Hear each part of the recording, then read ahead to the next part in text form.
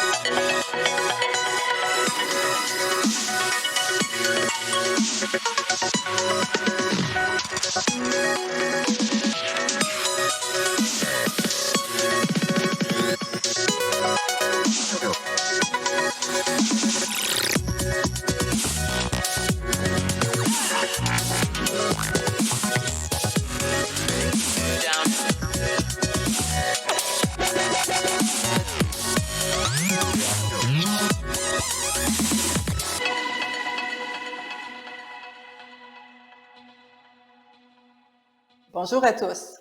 Tout d'abord, merci de votre invitation. Je suis très heureuse d'être avec vous à l'occasion de cet événement dont les objectifs rejoignent l'une des priorités d'Investissement Québec. Dans le cadre de notre plan stratégique, nous avons pour objectif de participer activement au passage à une économie verte et une économie qui est sobre en carbone. Et c'est dans cette perspective que nous avons lancé l'initiative Compétivert en mars dernier, une initiative qui est grande, qui est porteuse et qui offre aux entreprises du Québec des moyens pour améliorer leur productivité tout en réduisant leur empreinte environnementale. Et ça passe par l'adoption de technologies propres et de pratiques éco-responsables. En quelques mots, parce qu'on n'a pas beaucoup de temps ensemble aujourd'hui, Compétivert offre des outils concrets pour soutenir les entreprises dans leur transition. Tout d'abord, on s'est fixé une cible de 375 millions de dollars pour les 3 prochaines années, qui se traduisent en 2 solutions financières qui sont déjà disponibles dans le marché. Une solution de prêt pour les entreprises qui souhaitent intégrer les technologies propres, donc des entreprises existantes qui en ont besoin pour leurs opérations pour être plus productives, et aussi une solution d'appariement qu'on appelle en anglais, et je m'excuse de l'anglicisme, Matching Fund, qui est une solution d'équité pour les jeunes pousses dont la raison d'être est de développer des technologies propres. Alors, on veut les aider à aller plus loin. Et ça, c'est au niveau du financement. On a aussi de l'accompagnement. Et l'accompagnement, ça passe tout d'abord par un diagnostic de performance environnementale qu'on a développé par nos experts d'investissement Québec RIC et qui sont là aussi pour accompagner l'entreprise, bien sûr pour le diagnostic, mais pour les prochaines étapes pour aider à accélérer la transition.